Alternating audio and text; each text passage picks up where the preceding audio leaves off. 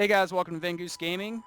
I'm TFGoose here with Vendetta, and we are bringing you the next evolution of our Let's Play here on SimCity. We're starting a brand new one here. We told you guys this is coming. This is our tourism and gambling effort here, right, man? Yeah, this is our first soiree into the gambling and tourism. We decided to wait until 2.0 because there were lots of fixes going on, and we figured we'd try to give it a shot here. So I'm going to go ahead and start my first tourism city ever. Yeah, ever. You haven't dabbled in this at all, right? I mean, Yeah, you've been a not complete really. trade monkey like the entire time. Yeah, exactly. I've just been running and gunning with trade, and that's worked out pretty well for me. But there's some more things to explore in the game, and I kind of want to be a well-rounded SimCity player. So I figured I'd give it a go here. Yeah, absolutely. I mean, there's no reason to limit yourself. I mean, if you guys have been following our vids for a while now, you know that we're big fans of trade specialization, most notably electronics, just because you can make just ridiculous amounts of cash. But if you're really going for money in those, you end up with kind of a polluted city, and you can end up with some sort of in the red operating budget and stuff like that, and you're really dependent on that trade aspect, which is all fine and good, but it'd be just kind of neat to run a city that is, I guess, less dependent on that, and that really just serves itself. And why not try tourism and gambling and just see if we can put together something kind of cool. So yeah, this is Vendetta City, and he's going to be going tourism, and then we'll flip back and forth per our last Let's Play series, and show you my city as well that is going to be going for gambling. So Oh, something to point out here, guys, as well is we did start out with our normal city style where we made a feeder city. That's where you guys saw it. That's how I could get those $100,000 bonds out right off the start. And so we got a couple of the departments already up and running. And yeah, definitely. Yeah, I think actually it might be a little bit later in this video. If not, then we'll incorporate it at some point, I'm sure, where we kind of show that, because I put together the feeder city, and I think we made it feed barn this time. I think that's what yeah. yeah. But occasionally I flip over to that, I think in my Let's Play there, or in my city there, just because I wanted to send over, utility vehicles and things like that. And I'm sure at some point we'll need to head over to that city and pump up some of the services, power most notably. Will probably need to be addressed. I don't think we're really going to have a problem with water. I think we're pumping like 1,100 kilogallons of water to the region right now. Yeah, and we were lucky that we picked, a region that has rivers all by it, so water shouldn't really be an issue here. Yeah, exactly. I mean, it's this one has some really nice stuff here. Actually, I know, just because we've said this now, people are going to say in the comments, they're going to be like, oh my God, what region is it? Yeah, we'll throw it in the description, just because honestly, I don't have it right in front of me right now. But I'll make sure and put that in the description, exactly what region we're playing and what city plots, we're using, so you guys get a little bit more familiar with that. I know you guys like to know where we put together these crazy contraptions. So I see you got kind of an interesting start here, man. You got your one street kind of laying right up next to your avenue there. What was your thinking there? Were you just trying to keep less intersections going on the main drag? Yep, exactly. That's what I was trying to do. I didn't want to connect it to the main drag because that's going to hurt the traffic flow. So I decided from a very early stage, I wanted to do a lot of avenues and try to really plan it out so I could have that great transit, especially, as you guys have known, in tourism and gambling, it's paramount. You have to have good traffic flow. And so that was the idea behind that. Yeah, that makes total sense. And, and as you'll see when we flip over to my city, I definitely go with a large placement of avenues as well. Although I went with a slightly non-standard design. You might notice it. It's possible when we flip over to that in just a minute or two here. But you know what? Sometimes you just got to go with something a little different. But yeah, it's so important, especially in these two specializations that we're choosing here, again, just to make sure and maximize that traffic flow. And if you're using avenues, that means you can pump them up, of course, to high-density streetcar avenues, before too long. And then, wow, does that make a huge difference. Just thousands and thousands and thousands of Sims will make use of that and stay off the roads and, keep from plugging things up. So really, really will help a lot, especially in these two specials. So, and as I think you said there too, yeah, we did start off with a couple departments from the feeder city. Most notably, the finance department was the first one that we put down, I think. Yeah. Yeah, and that's so you can get that, you can get those nice big loans. You can also set your tax rates. Again, we were going with the 12, 11, 10 distribution on taxes, just to try and maximize the amount of money we get from our citizens without ticking them off. And then I think after that, we put down utilities so that we could get the better, service buildings, the water pumping station and the sewage treatment plant, so we could get those better buildings out there and not have to worry about building like 7 water towers or something stupid like that. Yeah, absolutely. Yeah, and then we went ahead and did the Department of Transportation as well, which again is paramount for getting all those different levels of service there for transit. And as we switch over here to my city, What are you doing? yeah, I know. It's a Looks little like weird. it looks like crop circles or something's going on in your city. Why not, dude? Yeah, aliens stop by. I consulted M. Night Shyamalan for my city design here. I thought he'd have some insight to really odd ways to do things that aren't necessary. This is rain on drugs, kids. But no, I spent a lot of time actually, trying to come up with a little bit different design, but I still wanted it to be functional, at least in some way. And where I'm actually laying these roads right now, the wind is actually going cross. Looking at it right now, kind of northwesterly. If north was straight up your screen right now. So it's blowing towards me, is what you're saying. Yes. Yeah, everything is going towards you. So right here is where I'm going to put just a little bit of shard of industry over here and make that, the area of the map there that I just don't care about as far as, polluting goes and everything, because it's going to flow right out of the corner of the map and I just don't care. So My citizens get to breathe your smog, thanks. hey, you're welcome. I wanted to make sure that it's equal opportunity, and by equal opportunity, I mean that all of your citizens cough and wheeze all the time and all of my citizens get to go play the slots. That seems fair. Yeah, I thought it was legit. So now you'll notice here too that I'm keeping kind of a large swath off to the left, completely uninhabited. The reason I'm doing that is because I had designs on putting an airport there. And I also just wanted to kind of make that kind of like Casino Row, sort of a strip, if you will. Yeah.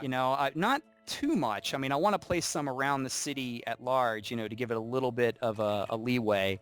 And there I'm just putting a little commercial zoning in between the where the industrial ends, just because I try to minimize where residential, goes right up against the industrial. Yeah, exactly.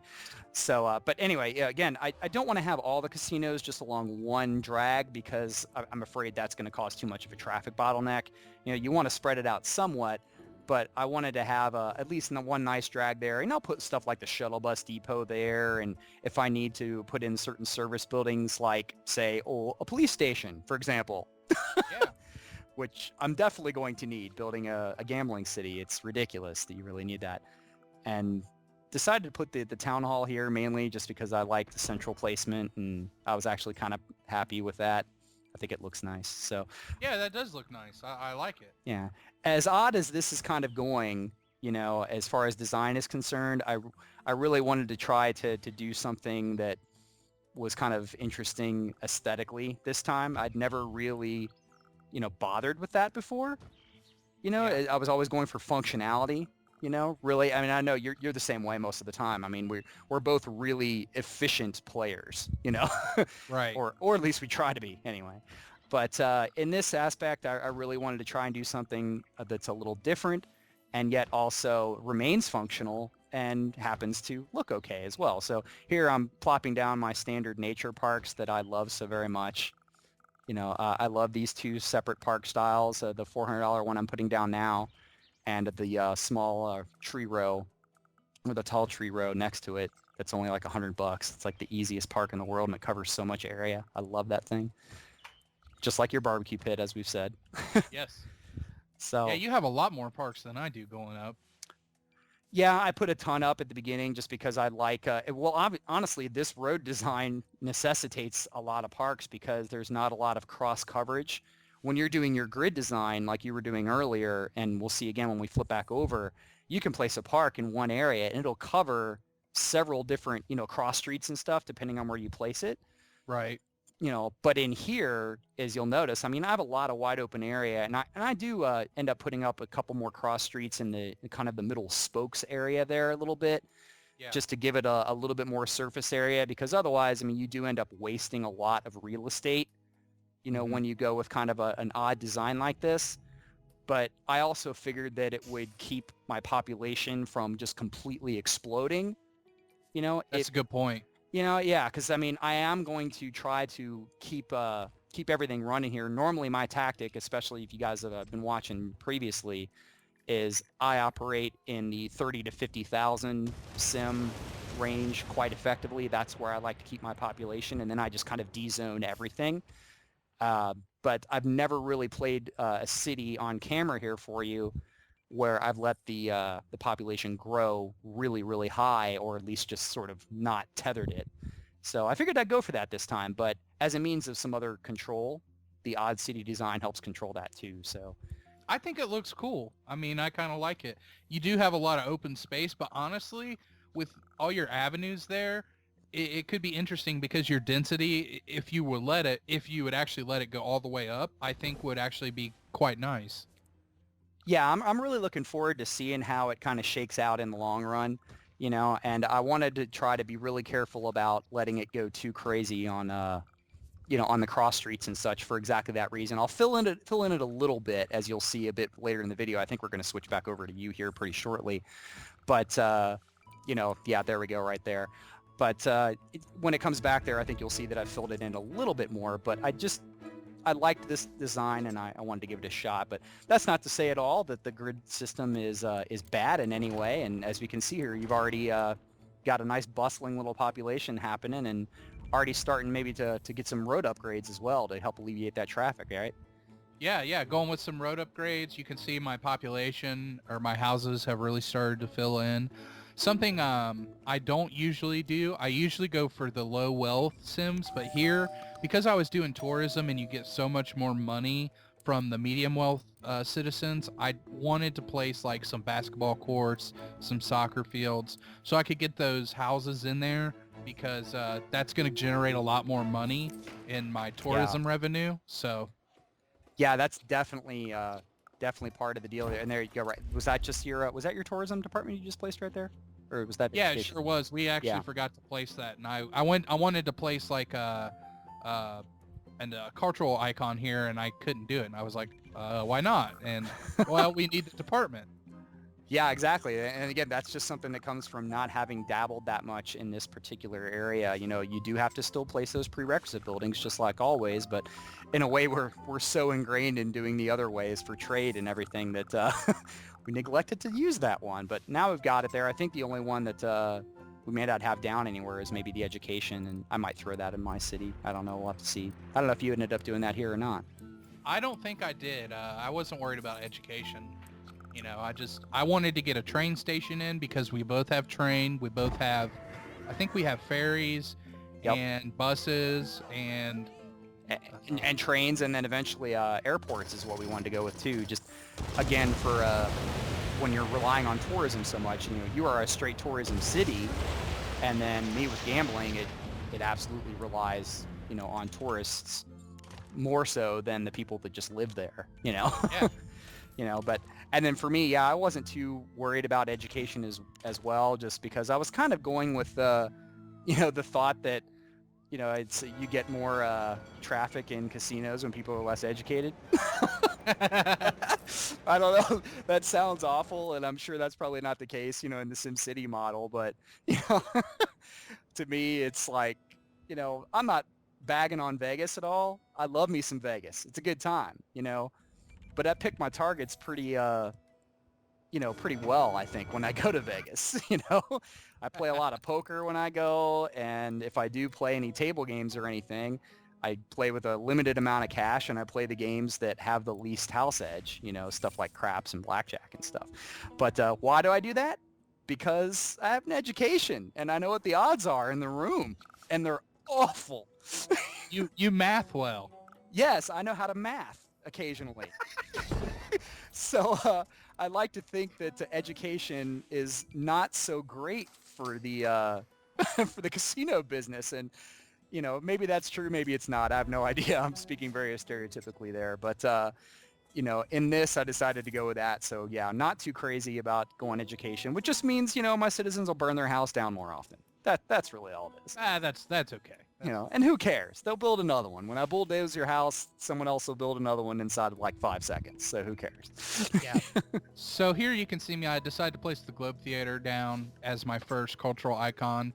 That's pretty strong because it's right next to the train center, so they'll hop off the train and go right to the play. That's going to generate me $42,000 every time I want to go ahead and host the event. That's a good way to get my city up and going. I mean, I'm pulling in nice RCI here, 5,900 an hour, only 7,800 people. But yeah, I mean, this is a brand new city, so I feel like, I mean, look, there you go. You can see I'm already profitable, bang, right off the bat. Yeah, and that's sick. That's just one of those things. It's a really nice placement, for that building. It's the venue itself can house basically, if the train comes in, basically everybody just dumps off it and immediately just flows right into the theater, which is awesome. Yeah. And you end up making some serious bank for this in the early game. Later on, you make 30 or 40 grand on something. It's like, well, whatever. If it was trade, it would be, 20 times that, but that's not the point. At this stage of the game, being able to pick up, tens of thousands of simoleons, right away like that, and just continually do that event once a day. I mean, that's really going to help you get, any city services that you want to get up and cover. If you need to upgrade, your fire station or something like that at some point, it's going to help you get those streetcars up and running and all that. So, I mean, it's definitely a really nice thing to do. And when you're starting off in tourism, I think it's important to get, sort of a theater or expo center sort style thing in place just so you can do this kind of stuff. Yeah, it really helps your bottom line and helps you get that cash going in there, and that's going to help you, like Goose was saying, it's going to help you get your other stuff up and running. So this train center is just, I couldn't believe how well it was working. I mean, look at all those sims. Just look at them, buckets of people. Yeah, just immediately going. And this is because, we have the train station in our feed city, our feed barn city, and in my city as well. I think at this point I've placed a train station, or if I haven't, it's coming very shortly, but it's definitely already in the feed city. So that immediately increases the number of people that are coming in and out. And as we switch back over here, we'll find out pretty soon here if I actually do have that. But at this stage, I was tinkering around with trying to get the police precinct going. And that's just a sort of a key element you really need to get going. I didn't even want to bother with a standard police station. I'm already sending, I think, like 10 police cars or something from Feed Barn into this city to help with police protection. But when you're going to build one here, if you're going to have a gambling city, just go right after the police precinct if you can, because you're going to need the coverage.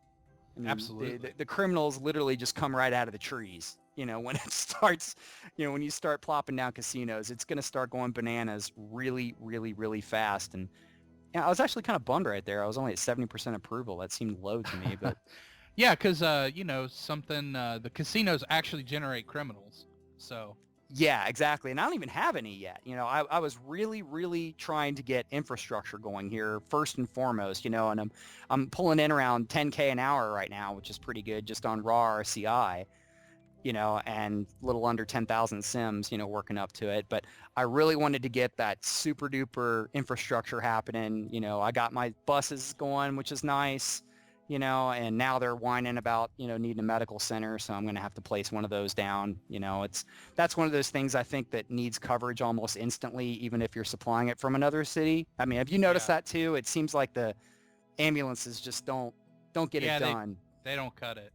Yeah, I mean, unless you've got an actual, like, fully up hospital, in another city, and you're sending, 10 or so, ambulances over, and, like, the chopper and all that stuff. I mean, if you've got that kind of coverage rocking, then sweet, that's good. Then you can survive for a while, in a new city that you're building off of that protection. But otherwise, stuff like police and fire seems to be handled for a little while, just sending one full complement of assistance from even the lower class stations. So like a regular fire station or regular police station, one of those can cover another city pretty easily.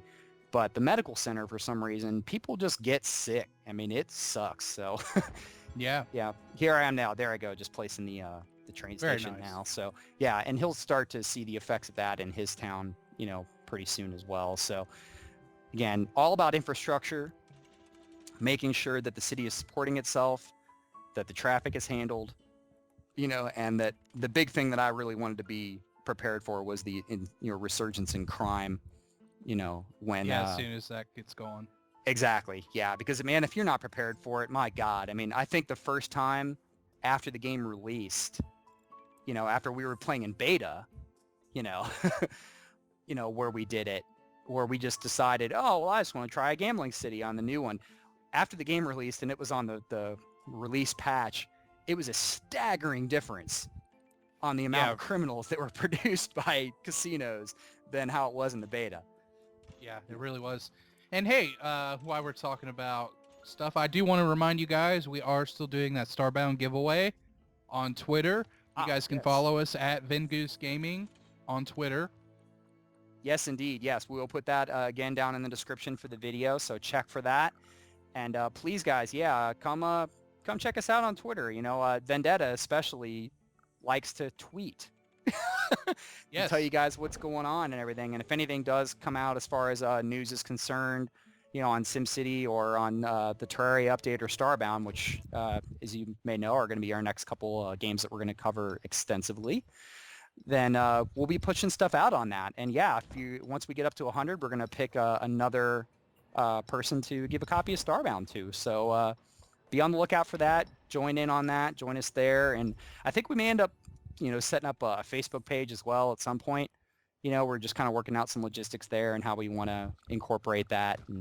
But just trying to have some more ways to communicate with you guys because, comments are great and YouTube inbox is great. That's nice and everything, but why limit it to that? We can speak to the masses a little bit more easily, on some of these other social media platforms rather than doing individual comments and responses on YouTube. So just trying to find a couple other ways to do that with you guys.